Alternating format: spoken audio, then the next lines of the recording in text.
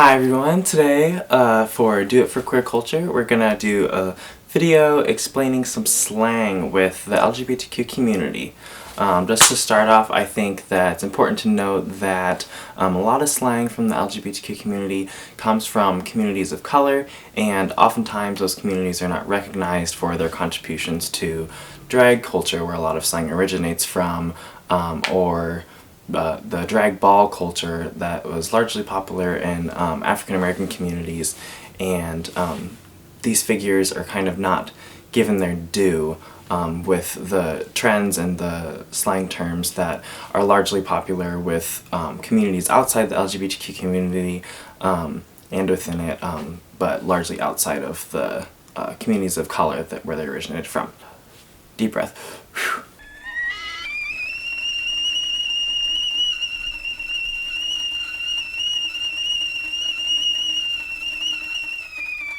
To get started, I have some really jankily written terms here that we're just going to go through. I got these just offline, and some of them I recognized pretty easily just because I hear them a lot, and others I definitely am going to have to think about as we go through them. So just to get started, we have ace, which ace, I didn't recognize that term when I first saw it. I assumed it was meaning that you're good at something, or like you excel in an area of some sort.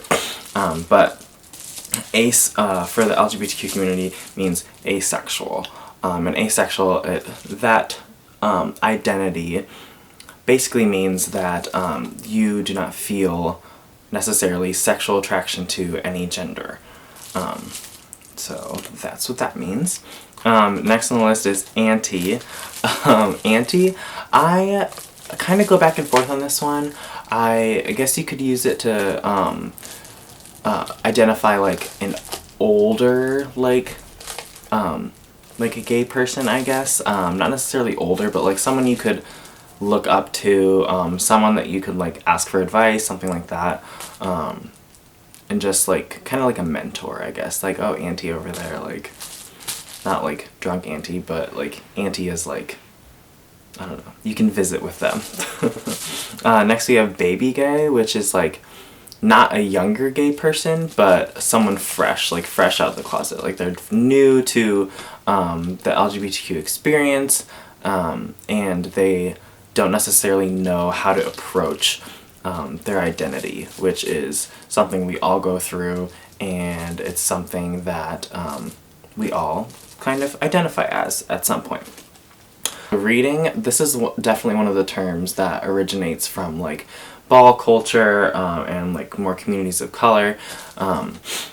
Reading is like if you scan head to toe somebody and you kind of approximate who they are as a person, what they're doing in that moment, what their being is. You kind of suss out their intention. Bears are like gay men who are burlier, I guess. They're larger and hairy, I guess. I don't know. Again, this is something people can claim for themselves or not claim for themselves. Beard, this one is can also be used in a derogatory way, but again, like it's something some people claim for themselves, I guess, and for some people they see it as, I guess, something to help someone else. If they claim the identity of a beard, I guess you could say that they think that they're kind of aiding someone in their journey of coming out, or just to get through if they're in an unsafe area or in a situation where they wouldn't be able to come out. A beard would be someone who would date or appear to be dating someone that is queer to kind of hide the fact that they're queer. So it'd be someone of the opposite sex that would kind of normalize or heteronormalize their experience in just their daily life so that they wouldn't be targeted. Cruising, that goes back to just queer culture of like the 70s and the 80s. People would go out and they'd kind of basically scan their surroundings, cruise around, and they try and suss out who was gay and who would be looking for a hookup or a relationship or whatever the night demanded. And so it's kind of a way for gay men to meet each other without being like explicitly like, hey, are you gay? Like, you know, it's just kind of a eye contact thing. Butch. This is a term that, again, people can claim for themselves, or it has been used derogatorily, so again, maybe don't use this one, I don't know. But butch can be used for, I guess, the lesbian community. If someone is more butch, then they present more like masculine traits, or what is considered conventionally masculine traits. NB, which is non-binary, that's definitely something that has come up in like just the past few years. People are giving this more recognition and validity. Non-binary just means that within the binary system that Western culture creates for itself, with male and female and women and men, people often think that you have to identify as one or the other, but there are gray spaces in between. People can identify as whatever they want. One day you might feel more masculine, one day you might feel more feminine, and that's perfectly okay because people are ever changing, and your identity is always changing and formulating itself. So NB, non-binary, just means someone that can identify as both man or woman at different times, more as a man than a woman, or more as a woman than a man, or even not even using those terms, just identifying as themselves. The term queer, I guess that is like that's also a term that has been used to hurt people in the past, but now that's definitely one. It's a little less controversial than the F word, and it's definitely been used to encompass the whole LGBTQ community as a whole, and include like non-binary folks and just like asexual people, and just everyone within like the spectrum that is the LGBTQ community. If there has to be a label, queer is usually what's used. Someone could identify as queer and not necessarily like gay or lesbian. Pos, which is short for positive, is a term used for those in the community who are HIV or AIDS positive. If you are HIV positive but you have an undetectable viral load, basically that means that the amount of the virus that's in your blood is low enough that, because of medication, it's low enough that you aren't transmitting it to someone should you have sexual intercourse with them.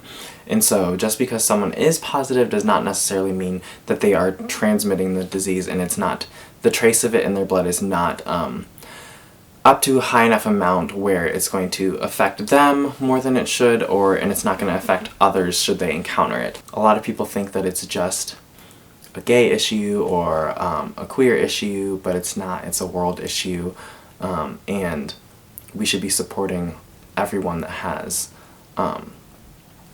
been dealing with these issues. Another term in the gay community, this is kind of a fun one, is T, and this is again one that's widely used outside the LGBTQ community, and so T is basically just what's the 411, what's the latest gossip that people are using and talking about, and so what's the hottest thing to have happened in like the past 24 hours, what's the T, and I'd say everyone pretty much uses that now. Another one that's widely used is wig, so if something is super surprising and it catches you off guard, it's like snatching the wig off your head. It's a complete surprise and it exposes you, leaves you cold, and so if someone says wig, it's like, oh, did not see that coming.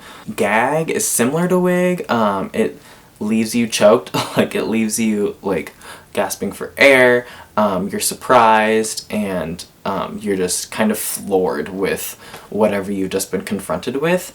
It could be a good thing, like if someone just gave like an incredible performance, then you could have your wig snatched, or you could be gagged. If someone reads you for filth, is what they usually say, and kind of exposes you in a negative way, then if your wig was snatched or you're gagged, then that means that you're like, you have no room to say anything. Work, that's another one people say pretty often. If you're working, then you're just doing a great job at like presenting yourself. If you have on a great outfit, or if you're killing a performance, then you're working. Like, you're putting effort into whatever you're doing, and it's paying off. I just want to thank everyone for tuning in today. I hope you enjoyed the video. I hope you learned something. I know I learned a few things just from looking at these terms, and hopefully explain them at like a semi-competent level. I think they mean a lot of different things for a lot of different people. It just depends on how you identify, and how you perceive yourself, how you perceive others, how you use these terms, how you don't use some of these terms.